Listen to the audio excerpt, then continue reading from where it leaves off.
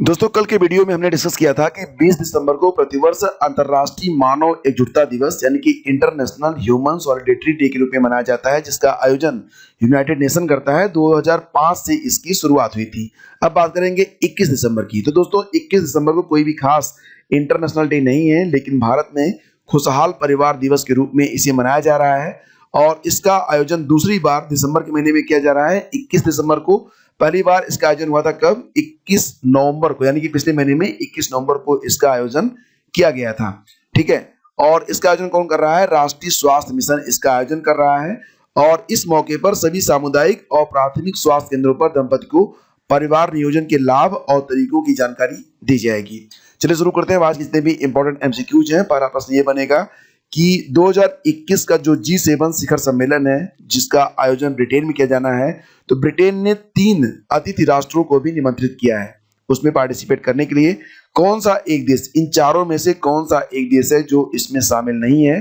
और इसका सही जवाब दोस्तों ऑप्शन ई होगा, ऑप्शन ए होगा, चीन। ई तो है ही नहीं है, ए है इसका सही जवाब। चीन इसमें आमंत्रित नहीं है। G7 क्या है? तो फ्रेंड्स सबसे पहले जान लीजिए कि G7 में 7 देश शामिल है और ये सातों देश तो हैं कौन कौन से? संयुक्त राज्य America, France, United kingdom, Canada, Italy, Germany और जापान। ये 7 देश हो गए। 1970 के दशक में जब वैश्विक आर्थिक मंदी और तेल संकट बढ़ रहा था, तब फ्रांस के जो तत्कालीन राष्ट्रपति थे, जिनका नाम क्या था? Valery Giscard D एस्टेइन।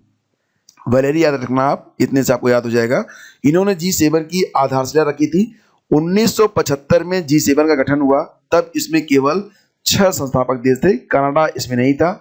और सम्मेलन पहली बार हुआ था 1975 में फ्रांस की राजधानी पेरिस के पास स्थित शहर रम्बोलो में। तो बस इतना याद रखना कि इसका जो पहला सम्मेलन था वो पेरिस में हुआ था। ठीक है, और 1976 यानी कि अगले वर्ष ही कनाडा को इस समूह में शामिल किया गया। पहले इसका नाम G6 था और जब कनाडा शामिल हो गया तो उसका नाम G7 रख दिया गया।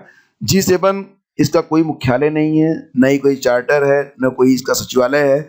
G7 क्या है? ये एक अनौपचारिक संगठन है।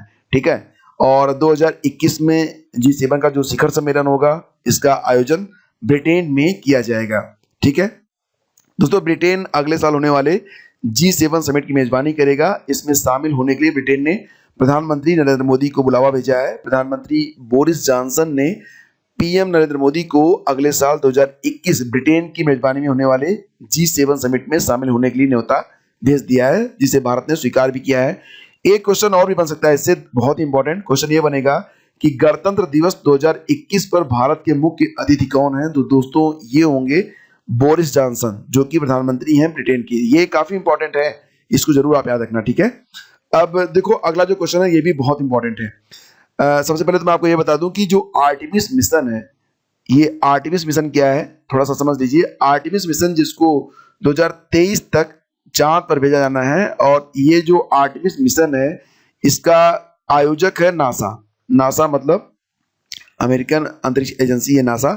ये 2023 में मिशन आर्टेमिस के अंतर्गत मानव, उसमें एक महिला है और एक पुरुष है, दोनों को जो है चांद पर भेजा जाएगा। ठीक है, तो नासा ने अंतरिक्ष यात्रियों के लिए शुरू की गए आर्टेमिस मिशन के गेटवे पार्टनरशिप पर किस स्पेस एजेंसी से मतलब संधि किया है, हस्ताक्षर किया है?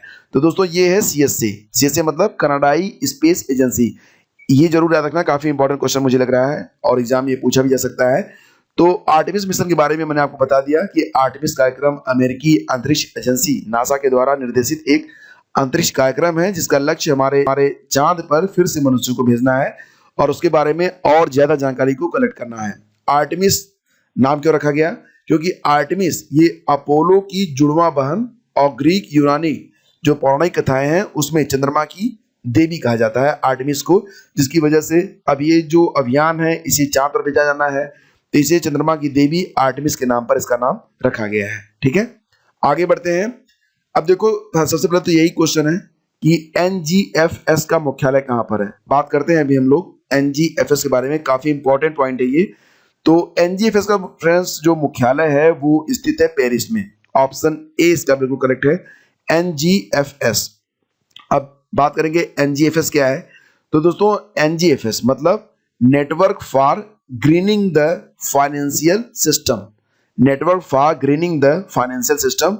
ये पूरी दुनिया के जो केंद्रीय बैंक हैं उनकी संख्या 75 है, मतलब 75 जो केंद्रीय बैंक है, केंद्रीय बैंक तो और भी हैं लेकिन जो दुनिया के मुख्य 75 केंद्रीय बैंक हैं उनका ये नेटवर्क है, जिसके लिए NGFS यानी कि network for grinning the financial system की स्थापना 2017 में की गई है। ठीक है, अब फ्रेंड्स एक क्वेश्चन यहाँ से और बनेगा कि हाल ही में कौन सा देश NGFS का सदस्य बना है। तो एक्चुअली में प्रश्न है कि हाल ही में कौन सा बैंक NGFS का सदस्य बना है।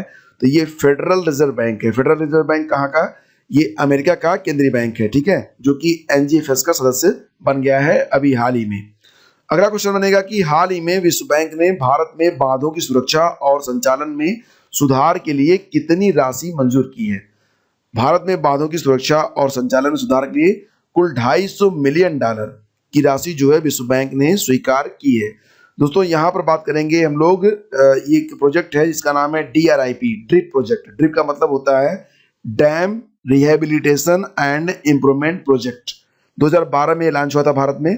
शुरुआत में इसमें 7 राज्य थे, कर्नाटक, केरल, मध्य प्रदेश, ओडिशा, उत्तराखंड, झारखंड और तमिलनाडु, ये 7 राज्य हैं।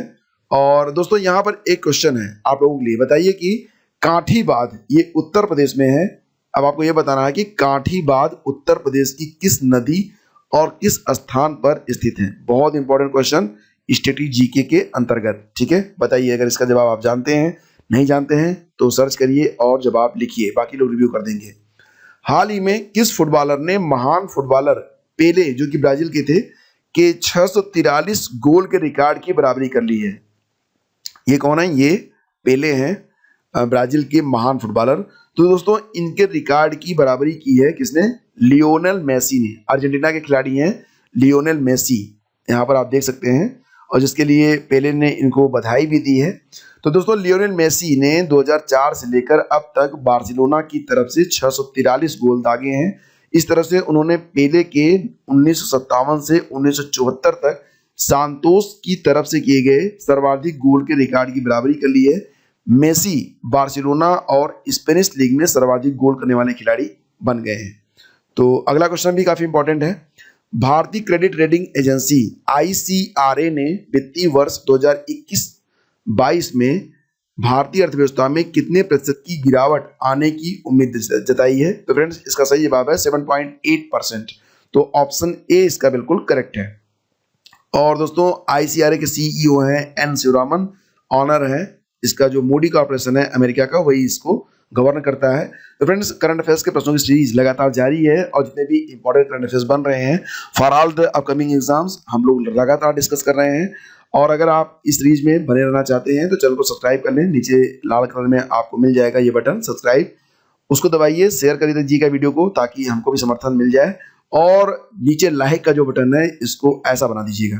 ठीक है, thank you so much for watching the video और मिलेंगे हम आपसे अगले वीडियो में। आज्ञा दीजिए, नमस्कार, जय हिंद।